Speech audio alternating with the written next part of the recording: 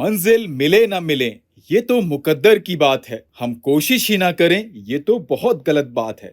Namaskar, welcome to Daily PT Pointers, and in this video we are going to cover major headlines of the Hindu, Indian Express and Press Information Bureau. So without wasting any time, let's start today's discussion, and our first important headline is related to Rajasthan Platform-Based Gig Workers Bill 2023. It is in the news because recently Rajasthan Assembly passed a bill extending social security to gig workers and creating a regulatory framework for aggregators, along with the setting up of a welfare board for the unorganized segment not covered under the existing labor laws. Now, who is a gig worker? So friends, gig workers refers to workers outside of the traditional employer-employee relationship, and there are two types of gig workers, and these are platform workers and non-platform workers. And do you know friends, when gig workers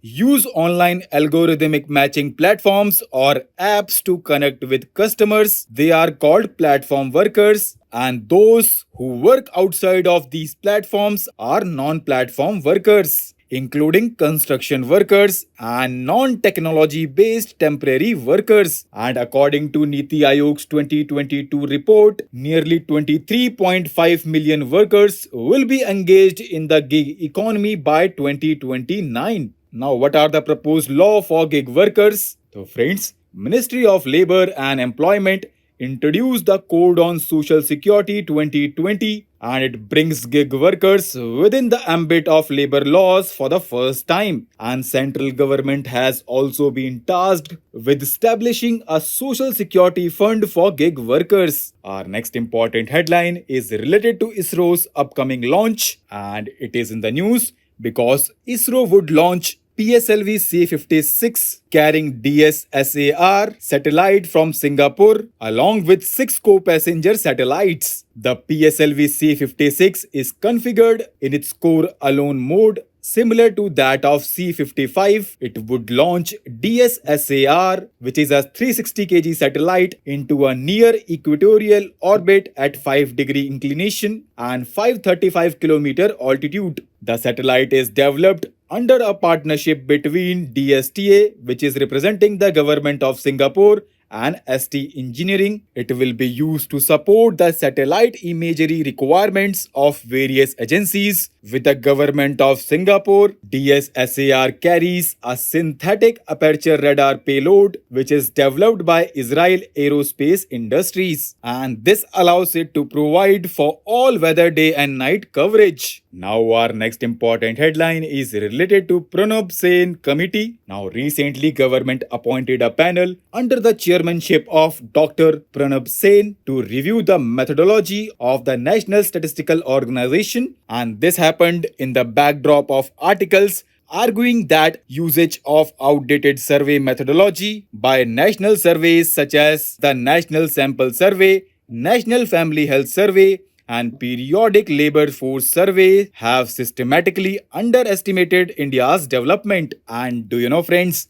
national level data is a key source for research, policy making and development planning. Now recently government launched Meri Maati Mera Desh campaign, envisaged as culminating event of Azadi Ka Amrit Mahotsav celebration. And under this campaign, soil collected from different parts of the country in August will be used to develop a garden along the Kartavya path in Delhi. And 5-point agenda includes installation of Shila Falkam bearing the names of those who have made the supreme sacrifice. Our next important headline is related to Mhadei Wildlife Sanctuary, and it is in the news because recently High Court directed Goa to notify Mhadei Wildlife Sanctuary and nearby area as Tiger Reserve within 3 months. Now let's know more facts related to Mhadei Wildlife Sanctuary. It is located in the northern part of Goa, and it ensures the protection of immense biodiversity found in the animal and plant life that resides in the Western Ghats. And the formation of this sanctuary makes Goa the only state in the country that protects the entire area of Western Ghats that falls within the state. Our next important headline is related to International Exhibition-cum-Convention Center, which will be inaugurated by Prime Minister of India on tomorrow. Now let's know more facts related to International Exhibition-cum-Convention Center. So friends, it is developed as a national project at a cost of about 2700 crore rupees. It comprises multiple state-of-art facilities including convention center, exhibition halls and amphitheaters. It has been developed as India's largest meetings, incentives, conferences, exhibition destination, and the complex finds its place among the top exhibition and convention complexes in the world in terms of covered space available for events. Our next headline is related to Cyber Surakshit Bharat, and it is in the news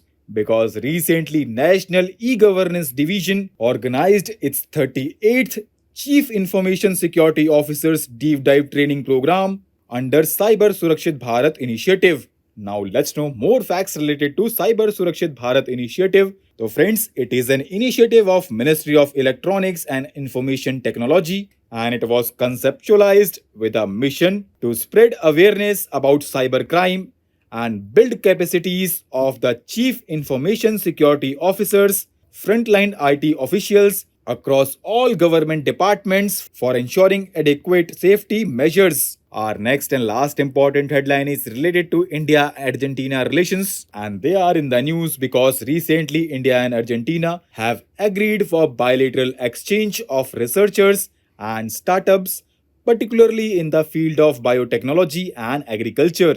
And two countries also decided to hold comprehensive talks between delegations comprising academia, research and development institutes, and industry in the field of science and technology and biotechnology. And do you know, friends, India and Argentina have an intergovernmental agreement to promote technical and scientific cooperation, which was signed in 1985. And the program is aimed to strengthen and expand relations between scientific communities, making possible the exchanges between Indian and Argentina's research groups. India is the fourth largest trading partner of Argentina, with bilateral trade touching a historic peak of 6.4 billion US dollar in the year 2022, recording a growth rate of 12% over 2021. So with this, let's conclude our today's discussion. Thanks for listening. Be happy, be nice.